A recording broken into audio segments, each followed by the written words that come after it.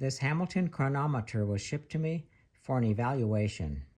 It's in an original shipping container fabricated for these ship's chronometers. On the side are the original instructions for correctly packing the chronometer. Rotate the lid an inch or two to unlock. Tool marks here on the lid. Someone has attempted to pry the lid off with some type of pry tool. Not a good sign. Shows an inexperienced person has had their hands on the shipping container. This slot here locks into two raised nibs on the main part of the case. Here's the two raised locking nibs that fit into the lid. This foam is stuck.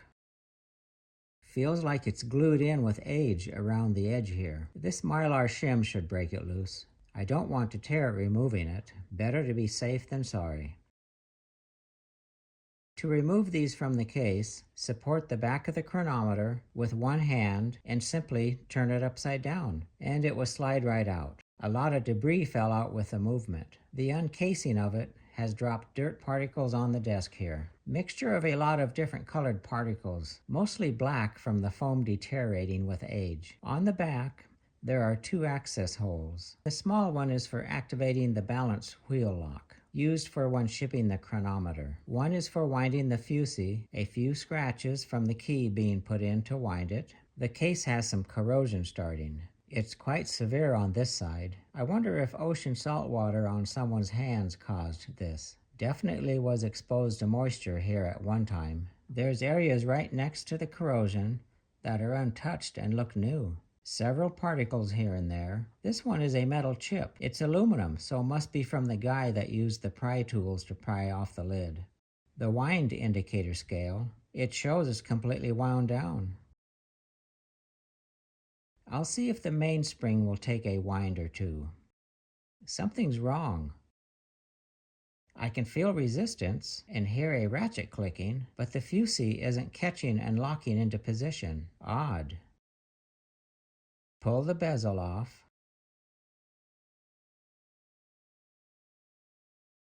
Corrosion on the bezel is isolated to the outside only. Number 7250 scratched on the inside here, and a 51 here. Not sure of what it relates to. When removing the movement on these, support the dial with 3 or 4 fingers and tip it upside down. Movement should slide right out. The case is then used as the movement holder. Align this pin with the slot in the case. It's designed this way, makes for a solid movement holder. These holes here are for the balance locking arm. Early movements used a cork wedge to lock the balance for shipping. The balances were getting damaged using the wedges, so locking arms were installed here to secure the balance. Some scratches on the finish here, dirt particles here and there.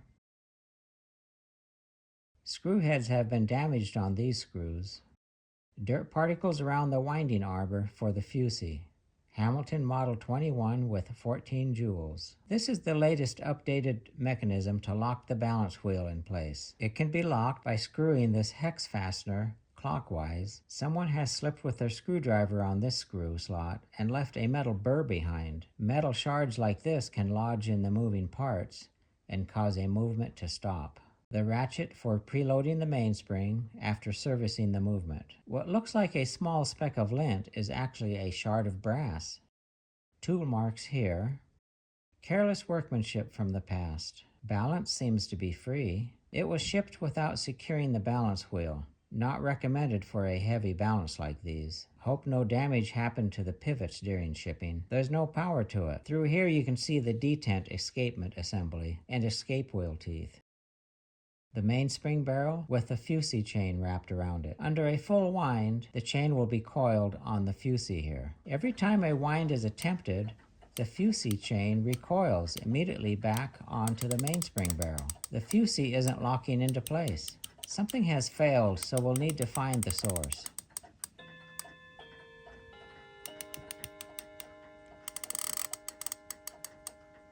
Before pulling these apart, the preload in the mainspring needs to be released. It's released here using the preload ratchet wheel. Put some masking tape on the letdown tool to prevent any unwanted scratches on the movement. Using a non-metal tool for holding the setup paw away from the setup ratchet wheel prevents tool marks like scratches on the movement. With all the mainspring power released, you will see the fusee chain relax and go slack. All the power is now released and it's safe to disassemble. This is the balance lock that is operated by the Allen fastener. You can watch it operate as the fastener is turned to the lock position. This yoke holds 2 nylon pieces that gently press against the balance rim.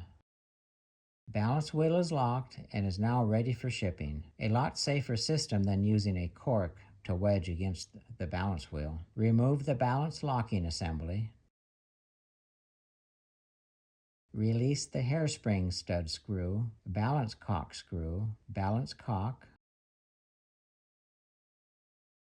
balance wheel assembly, mainspring setup cover plate, setup ratchet wheel, fusee winding arbor dust seal, serial number 426. It's an early production number. Brass shards around the fusee winding arbor. So as not to contaminate the rest of the movement, tape is a good way to encapsulate them for disposal. Barrel bridge, fusee assembly. Someone has defaced the original finish here around the fusee bushing. These cross-hatched scratches take away from the shine. Original striped pattern finish is foggy and obscured now, almost like a dirty rag or sandpaper was used. Finish has been butchered. It will never be the same.